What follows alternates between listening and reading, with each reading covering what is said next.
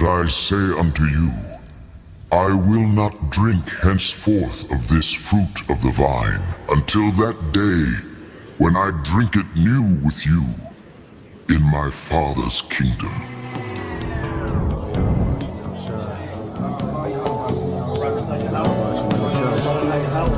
Thy kingdom come, thy will be done in earth, as it is in heaven.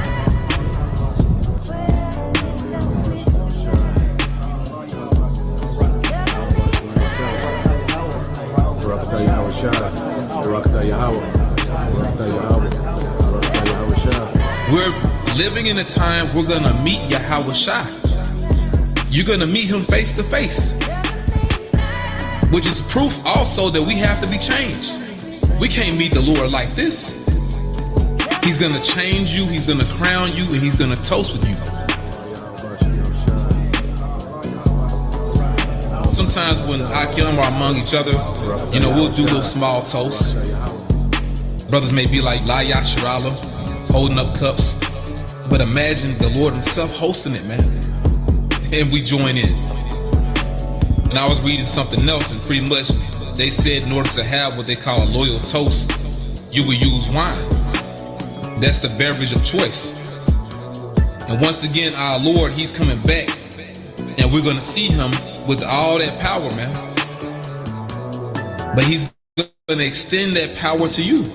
The Spirit itself beareth witness with our spirit that we are the children of God. And if children, then heirs of God, and joint heirs with God. If so be that we suffer with him, that we may be also glorified together. For I reckon that the sufferings of this present time are not worthy to be compared with the glory which shall be revealed in us. For the earnest expectation of the creature waiteth for the manifestation of the sons of God.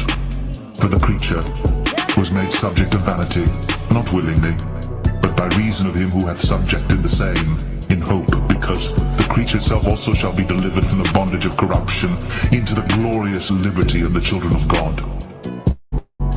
For we know that the whole creation groaneth and travaileth in pain together until now. And not only they, but ourselves also, which have the first fruits of the Spirit, even we ourselves groan within ourselves, waiting for the adoption, to wit, the redemption of our body. And once again, when our Lord returns, he's going to wield that power to you elect as well. Once again, he's going to change you, he's going to crown you, and he's going to have a toast with you. A kingly toast, which will basically be a celebration for victory over the beast, victory over this system, victory over Edom Rome coming back, and Edom Rome's mark, which will be that Quran. So we're gonna celebrate with our Lord Yahweh Shai, and honestly, there is no telling what all he has in store for us. Drink ye all of it, for this is my blood of the New Testament.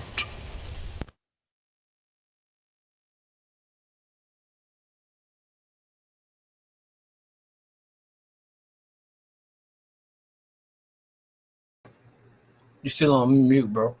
Hey, Shalom. All right, first and foremost, we would like to give all praise, honor, and glory unto Yahweh, Bahashem, Yahweh Shai, Bahashem, Rakakwadash, and double honors unto the apostles and the elders of GMS who rule well, teach well, being great examples for his younger brothers, and peace and blessings and salutation to the hopeful elect out there pushing his word and truth and in sincerity across the four winds. In the name of Yahweh, Bahashem, Yahweh Shai, pushing to get up out of here. Shalom to the hopeful elect, the believers, the listeners who have came back to the obedience of the scriptures through faith in Yahweh Bashem Al Shai. All right, we'll GMS Mississippi Camp coming with another, all right, weekly lesson. All right, and we're going to continue on, all right, in the book of Daniel, the 2nd chapter, working our way, down the statue, and we made it to the leg of iron, which is symbolic, okay, of the pagan Roman Empire, okay, the empire that was, in power during the time of Yahweh Shai, the apostles, okay, when you read the New Testament, okay, we was in the captivity under the legs of iron, which represents the Roman Empire, which started with Julius Caesar, okay, and ending, all right, with the Flavian dynasty, the last Edomite emperor, okay, of the Flavian dynasty was Domitian, you know. So this era, you know, represents, you know, the legs of iron, okay, of Esau, Edom, okay, the pagan Rome, all right. So we're gonna get into it, you know. We got video, you know, got some history on the chat, you know, to tap into, you know, and just to go into, all right, these the leg of iron, you know, which um is revived today, you know. Matter of fact, we're gonna get it when we get to verse 33. Get that Daniel 2 and 21 first, and then jump.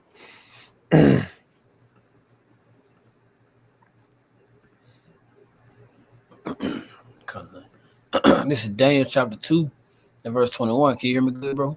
Yeah, I can hear you, bro. This is Daniel chapter 2 and verse 21. It says, and he changeth the times and the seasons. He removeth kings and setteth up kings. He giveth wisdom unto the wise and knowledge to them that know understanding. Yeah, so these prophecies, you know, is how the Lord shows that he is. You know, real quick, let's get the book of Isaiah 46 and start at verse 9.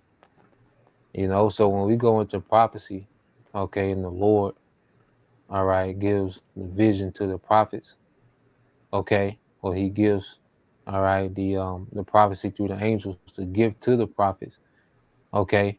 Well, the Lord is making the statement that he is, you know.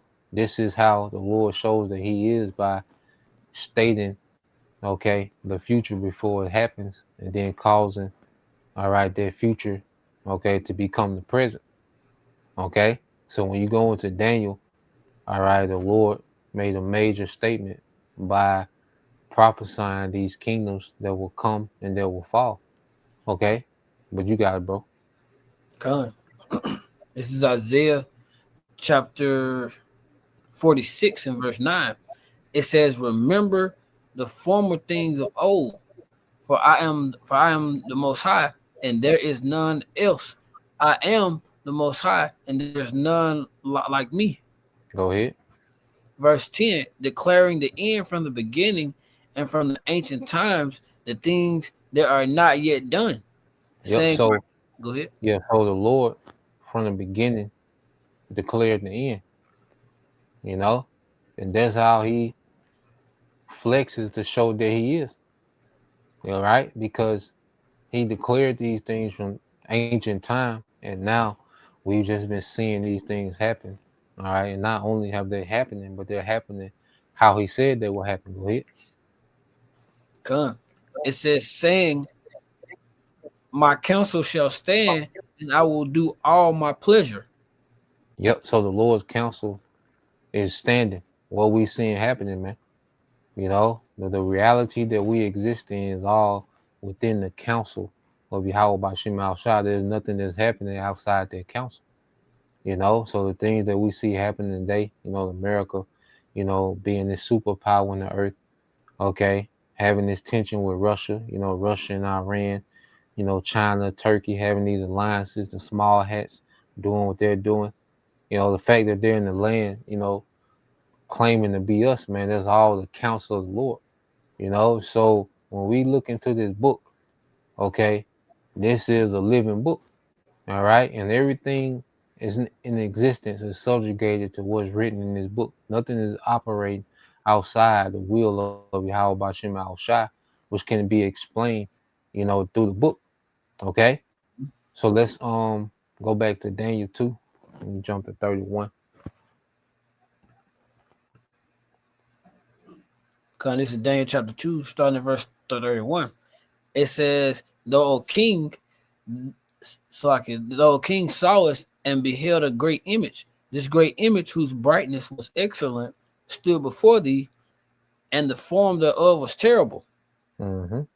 This image's head was of fine gold, his breast and his arms of silver, his belly and his thighs of brass, his legs of iron, his feet part iron and part clay.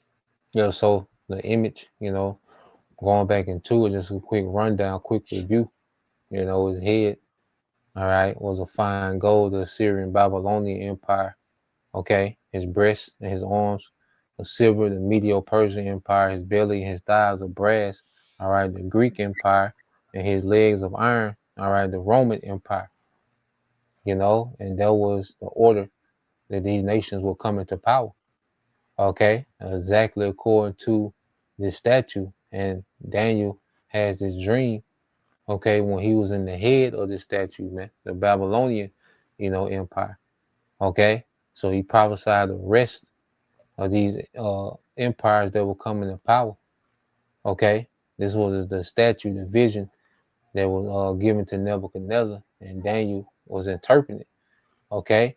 They say his legs of iron, which represent the Roman Empire, and his feet, part of iron and part of clay, which we did a lesson on that. That's what we began with, all right, because his feet part of iron and part of iron clay.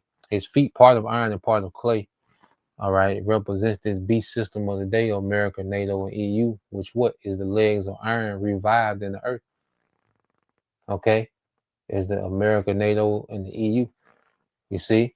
So we're going to emphasize on the transition from, you know, the thighs of brass, the Greek Empire, all right, transitioning to the legs of iron, which is the Roman Empire, okay?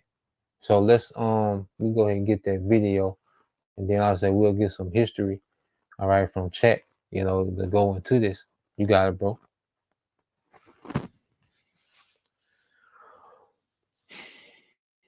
I'm getting it pulled up now. No, you good. Yeah, so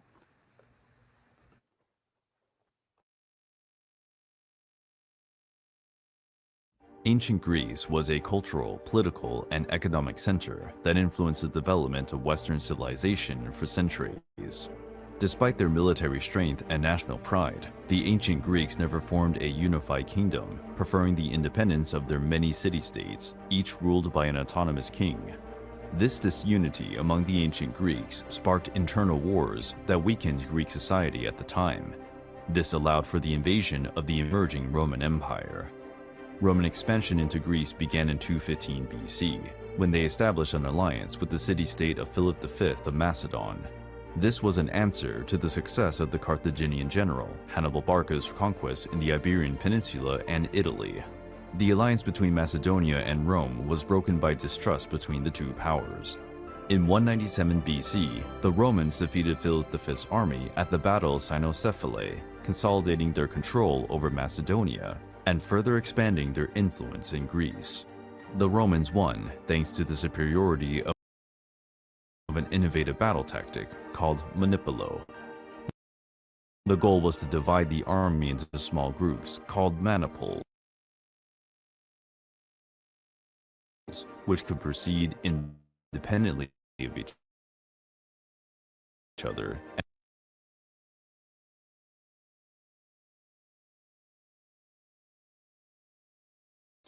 On the other hand, the Macedonians fought uncoordinated, helpless. The defeat was devastating for Philip V, and his position in Greece was seriously weakened. The Battle of Cynocephalae is considered a milestone in military history, as it was the first time that the tactic of manipules was used on a large scale, and proved to be extremely effective. From 171 to 168 BC, there was another war between Rome and Macedonia. Perseus, son of Philip V, led Macedonia in the conflict. The city of Athens, long at war with Macedonia, declared support for Rome, which made it easier for Romans to land and advance on Greek soil. The Roman forces, led by Lucilius Aemilius Paulus, achieved a decisive victory at the Battle of Pydna in 168 BC, marking the end of the war and the beginning of Roman rule in Greece. In the following years, Rome participated in conflicts with the Achaean League, an alliance of Greek city-states to maintain independence against growing Roman influence. The Greek peninsula was conquered by the Roman Republic during the Battle of Corinth in 146 BC. This battle was a major confrontation in the Third Punic War between the Roman forces led by Lucius Mummius Achaicus and the Greek forces of the Achaean League, led by Diogenes of Sinope. The battle took place near the Greek city of Corinth. The Achaean League allied with Carthage and Macedonia to resist the growing Roman influence in Greece. After Carthage and Macedonia were defeated, Rome focuses attention on the Achaean League. The Roman forces outnumbered the Greek forces in sheer size and tactics.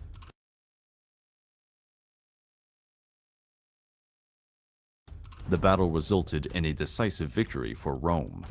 Corinth was sacked and destroyed, and the Achaean League dissolved. Rome's victory at the Battle of Corinth was the end of Greek independence and consolidated Roman control over the region. This battle was between Rome and Carthage. The city was razed in a previous campaign, led by Roman politician and general Scipio Aemilianus. Rome's victory at Corinth consolidated its position as the ruling power in the Mediterranean and established the Roman Republic as one of the greatest military powers of antiquity. The Roman conquest of Greece had a significant impact on the region. Rome defined a new political and economic order, unifying Greece under a single administrative system. Rome also brought its culture and religion to Greece, blending Greek and Roman traditions to the point of influencing European culture for centuries. Rome implemented its technology in Greece with new forms of construction, agriculture, and administration. Greece also subsequently became a center of Christianity, with many Greek cities becoming epicenters of early Christianity. But the Roman conquest of Greece was not welcomed by all Greeks. Some saw Rome as an invading foreign power and resented the loss of independence. This sparked revolts against Roman rule. One of the most significant revolts was led by Aratus of Sicyon. Aratus led the Achaean League during the war against Sparta and was a prominent leader in Greece, but he was eventually captured by the Romans in 146 BC, dying in prison in Rome. Another Greek leader who resisted against Roman rule was Andronicus, a Greek who claimed to be the last descendant of the Macedonian dynasty of Antigonus. Andronicus led a revolt against Roman rule in 133 BC, but was quickly defeated. Nevertheless, the uprising inspired other Greeks to resist against Roman rule. The final Roman occupation of the Greek world was established after the Battle of Actium in 31 BC, between the forces of Mark Antony and Cleopatra, allies of Egypt, and the forces of Octavian. This battle took place near the Greek city of Actium, on the west coast of Greece. Octavian's victory at the Battle of Actium established the Roman Empire as a power in the Mediterranean and cemented its control over the ancient world. The battle was also the end of the Roman Republic and the beginning of the empire. Octavian became the first Roman emperor under the name Augustus. The Battle of Actium is one of the most important battles in ancient history, with a significant impact on the politics, culture, and military strategy of the Mediterranean. It is often cited as a classic example of naval strategy and tactics. Starting in the 3rd century BC, the mighty Roman Empire went into decline and was divided into two parts, the Eastern Roman Empire and the Western Roman Empire. The western portion was gradually conquered by the barbarian tribes of Northern Europe. The Eastern Roman Empire. So yeah, that's the main part, we wanted to touch on, was a transition from the Greeks to the Romans, so just to, recap on a few of the key points, okay, during that transition, from the Greeks, all right, to the Romans. Now, when you go, see if you can, remove that one, bro. Yeah, there we go. Yeah. So yeah, just real quick, just to hit a couple of points. So you had, the first battle, with Rome and the Greeks, all right, in 197 BC, all right, Rome defeats the Macedonian King Philip V, all right, marks a turning point in Roman involvement in Greek affairs, and that's when Rome, began, all right, to infiltrate, Greek, all right, government, okay, and foreign, policy, okay. They said Rome established a dominance over Greek's traditional power, Macedonia, which that's where Philip and Alexander were from. It says Battle of Magnesia in 190. Rome defeats the Seleucid king Antiochus III. All right, Rome curbs Seleucid expansion into Greece and Asia Minor, reinforced Rome.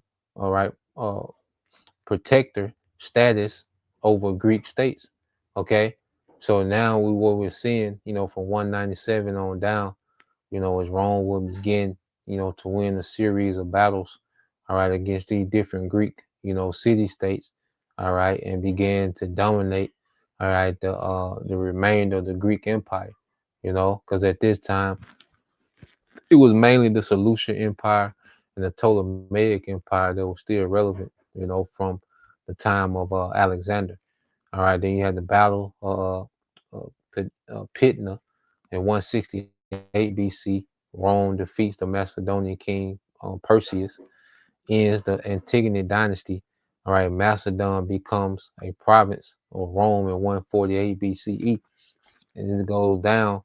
It said Rome destroys current, all right, a major Greek city state, and you got the book of Corinthians, and that's why they talk about how Greek, how the Greek Empire became an epic center of what they call Christianity, but you had a lot of Jakes, okay, that was in these Greek city states, that began to follow Yahushua, as the gospel went forth.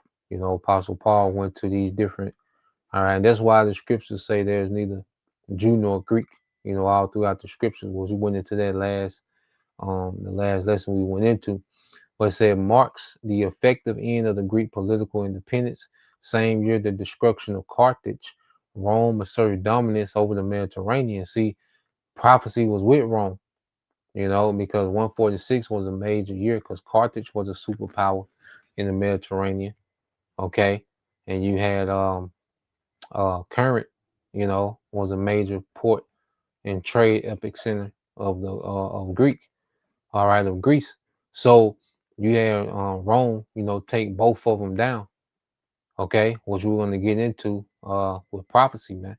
Okay, but it says let's jump down a little further. So after 146, all right, that was the year when it was a major power shift, towards Rome, from the Carthaginians and the Greeks, to the Romans. Now, real quick, I wanted to ask it. Let me ask it again.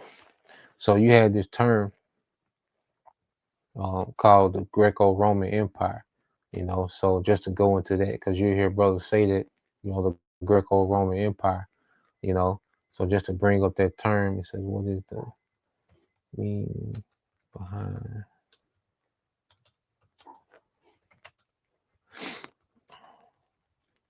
Greco?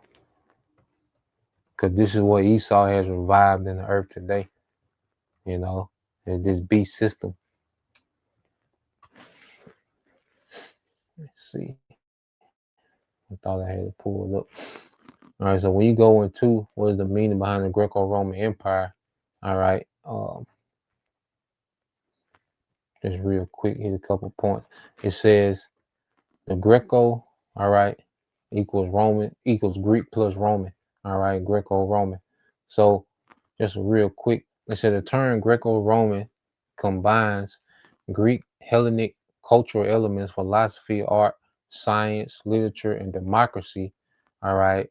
Roman contributions is the law, engineering, administration, and military organization. All right, because the Greek culture and philosophy, and art, okay, and democracy played a major part, okay, of the Roman Empire. It says cultural and intellectual fusion. After Rome conquered Greek territories from second century BC onward, which, like I said, it began in 196 BC. When Rome began winning decisive battles, and consuming, okay, the Greek Empire. It said the Romans adopted and preserved much of Greek culture. Greek became the dominant language in the Eastern Roman Empire. As a matter of fact, find it in the Gospel where it speaks about how when Yahushua was crucified, it's still in John, the 20th chapter, I want to say. I know it's in a few of the Gospel. Just find out. You should be able to pick Latin, Jews, and Greek, and it should pick up, the Latin, well, the Greek and the Latin and the Hebrew. So like, and it says, Greek became the dominant language in the Eastern Roman Empire. Roman elites studied Greek philosophy, literature, okay, and science. Okay, so the Roman Empire was heavily, influenced, okay, by Greek culture. It says the Greco-Roman world refers to the Mediterranean region under Greek and Roman cultural influence.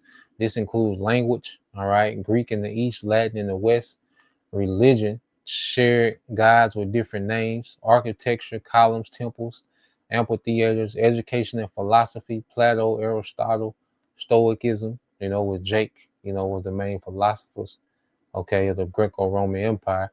Even Marcus Aurelius was known as the Stoic philosopher emperor. It says political concepts, citizenship, law, and republic. Okay, so let's get there. You got that preset you found there, bro? You talking about John 19 and 20? It's somewhere in there. What talks about what was written in Hebrew, Greek, and Latin? Yeah, get that. I got you. You done with the I don't know, because it usually let us put both of them up there. Yeah, I'm done with that. You can go to it. I have found something on that for you too. I'm gonna read this for you. This is John. Let me get straight to the point. Yeah, get to the point. This is John 19 and 20. It says this title then read many of the Jews, for the place where Yahushua was crucified was nigh to the city. It was written in Hebrew and Greek and Latin. Yep. So showing you the influence of Greek culture even during the time of Yahushua, because the last stronghold of the Greeks, was Egypt under Mark Antony and Cleopatra, okay, which they were both Edomites, and that was roughly about 34 years before the birth of Yahushua, so you're talking close to 70 years later, you still see Greek, language, being relevant, okay, within the Roman Empire, You said you had something else, bro? I got so a quick look up going into just kind of really add to what you were going into. Let me bring it up. Just quick Google search. Guy. This one here first. It says, I just typed it in real quick. It's going off as a coin. Said, what is the meaning behind the Greco-Roman Empire? It said the term Greco-Roman Empire refers to the cultural fusion between ancient Greece and Rome, which laid the foundation for Western civilization. Mm-hmm. So you got it. What's been revamped in the earth, is the Greco-Roman Empire. All right, because it's the same people, that governed, all right, and ruled Greco-Roman, all right. The Greco-Roman Empire back then, they're back today, ruling as well, America, NATO, and the EU, So it's just as people, okay, are reincarnated, kingdoms are reincarnated, okay, and there's no doubt that this is the Greco-Roman Empire, and still ruled by Greek philosophy, all right, the gods of Greece and Rome, the entertainment, the literature, all right, even when you go to the Renaissance, it was the revival, okay, of Greek medicine, Roman, art, Roman culture, okay. So this was being revived in the earth. And see, these devils, they want to make it digital. They want to make this an eternal, okay, age, and they think they're going to do it through left-hand means, through technology and witchcraft. You got it, bro. I got another one for you real quick, because you correct me if I'm wrong, because when you go into the New Testament, when you look up that term hell, it goes into Hades, and that term Hades Mm-hmm. come from Greek culture, where you have this false interpretation of hell being this underground place where it just you burn forever. That goes back to Greek philosophy, Yeah, and Greek mythology. mythology, the water, bro. It's a quick one for you here too. It says, how is the U.S. related to? We know the U.S. is Babylon the Great. How is the U.S. related to the Greco-Roman Empire? It says the U.S. is heavily influenced by ancient Greece and Rome, particularly in its government, architecture, and legal systems. Greece provided the concept of democracy, while Rome contributed to the ideas of a republic, separation of powers, and checks and balances, which is evident in the U.S.'s, which is Babylon the Great's government structure of legislative, executive, and judicial branches. Mm-hmm. So even go, democracy is where you get, the voting, of the people, and then you have the republic to where the people that are voted in, you have three different branches, the legislative, the judicial, and the executive, which the president is in the executive branch. Okay. And then you have, the Congress and the House, okay, in the other branches, the Senate, okay, all these are in, the other two branches, and they're supposed to be an equal check and balance so that neither branch, becomes too powerful, and what we're seeing now, is a breakdown of that, with Trump, moving like a dictator, because why? They want to bring in, the culture, okay, and the philosophy and idolatry of the Greco-Roman Empire without, those liberties, okay, that was given to the people, So this new world order, all right, is a much more oppressive, all right, much more wicked, Greco-Roman Empire on the Esau Edom today, you know. But we can get that in Daniel, the 7th chapter, bro. Con, got Then you you. start at verse 6. Con, got you. This is Daniel chapter 7, verse 6. After this I beheld, and lo, another like a leopard, which had upon the back of it four wings as a fire, of a fowl. The beast also four heads, and dominion was given to it. Yeah, so this is the Greek Empire under Alexander, and it will be divided up, by his four generals after his death. Those four heads. All right. Ptolemy, Cassander, Seleucid, and Lysimachus. Okay. And what will happen, those four, all right, generals, okay, will have dynasties.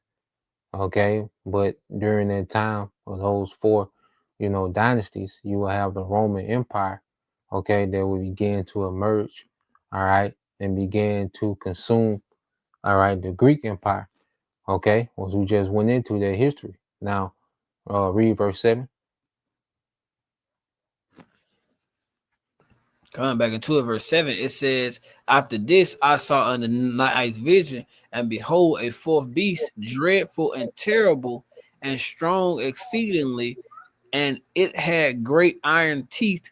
It devoured and brake in pieces, and stamped the residue with the feet of it, and it was diverse from all the beasts that were before it, and it had 10 horns.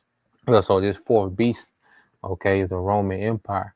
All right, dreadful and terrible and strong exceedingly, because we just read how, the Roman legions, they, all right, proved to be superior than those Greek phalanx, all right, because those Greek phalanx, which was a formation and a tactic, a battle tactic of the Greeks, that was superior, all right, that was the most superior, all right, tactic of the time, all right, as far as open field battle, okay, but we seen the Romans, with those legions, okay, be superior than the Greek phalanx, and that was a turning point.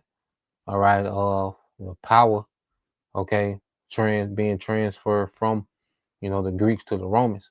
Okay, and it said and devour and break in pieces and stamp with the residue with the feet of it. You know, because Rome just dominated, you know, the kingdoms of the earth. You know, Rome just was a dominant force, man. It was an iron empire. Okay, it ruled with an iron fist. Okay, you didn't comply with Rome. You know, them legions was showing up. Okay, and it says it was diverse from all the beasts that were before it, and it had 10 horns. You know, so it was diverse because it didn't rule with a monarchy. You know, it ruled with a senate. Okay, ruled as a republic. Okay, which was a different style of government than the 3 monarchs. All right, that came before it. You know, so it was diverse. You see, but now, all right, this kingdom has been revived. All right, and is known as the beast. Okay, or the dragon. When you get to the book of Revelation. Matter of fact, let's get that. You had some? Did you have some? Not yet, bro. We're good. You said Revelation. Yeah, yeah, Revelation 12. Cause see, this is the Rome has been revived. Matter of fact, before we get that Revelation 12, um let's get this.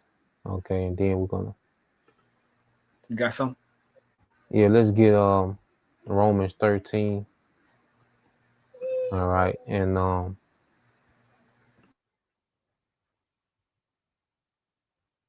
start at verse 1. Con, this is Romans verse it's like in Romans chapter 13, start from the top at 1. It says, and I stood up on the sand of the sea and saw a beast rise up out of the sea, having 7 heads and 10 horns, and upon his horns were 10 crowns, and upon his heads the name of blasphemy. Yeah, so this beast, you know, represents Esau's, all right, governments to dominate the earth. Okay, so you had, you know, the Greeks, the Romans, all right, the British, okay, the French, you know, the Spanish, okay, Germania Major, Germania Minor, okay. So this represents the 7 heads of the dragon, you know, these Edomite governments that dominate the earth, all right, and these 10 crowns represented these vassal kingdoms, okay, that was subjugated or subservient, you know, to the empire, okay. So because you go into an empire, you know, it represents a government, all right, that rules over other kingdoms, okay. So this is, you know, what John the Revelator is seeing, you know, the conglomerate, okay, of all these different Edomite government and empires, okay, that will dominate the earth, okay. Go ahead. Con, verse 2, it says, and the beast which I saw was like a leopard, and his feet were as the feet of a bear, and Yeah, his mouth.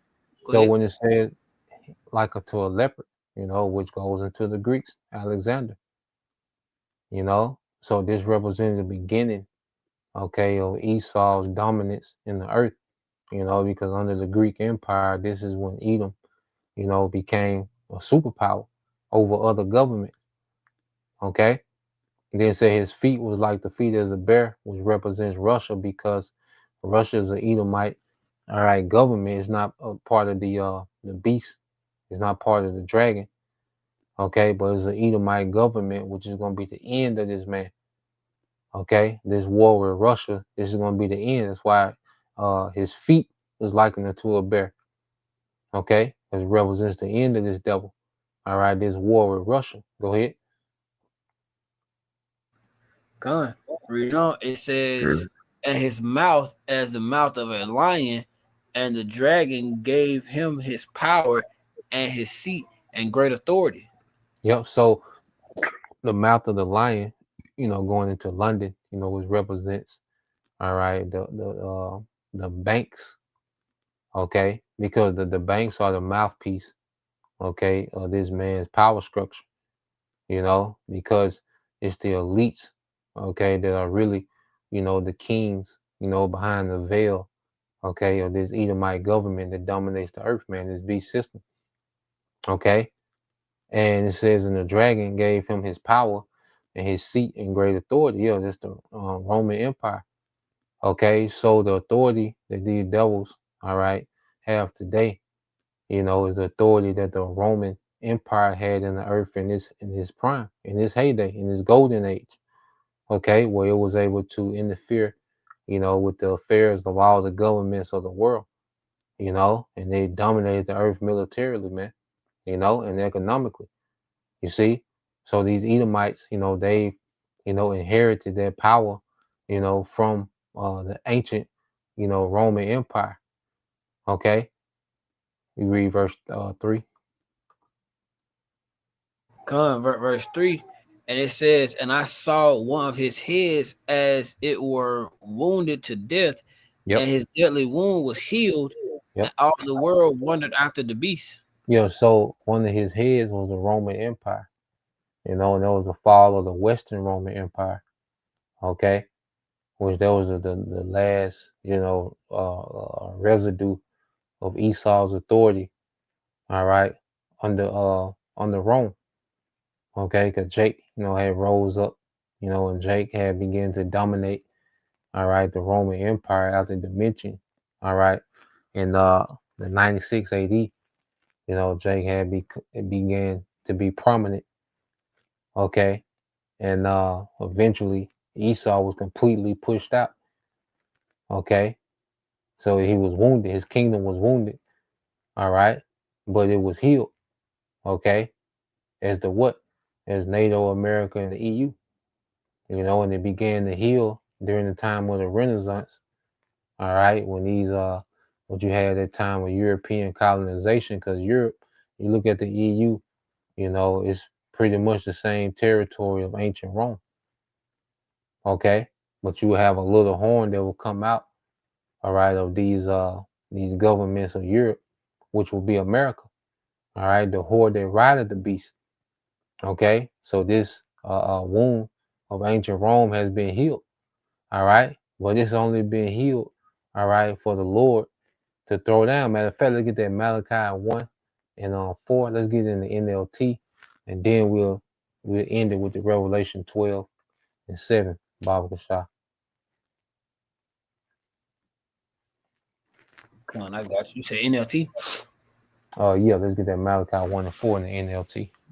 Come on, Malachi chapter 1, verse 4, NLT. It says, Esau's descendants in Edom, they say, we have been shattered, but we will rebuild the nations.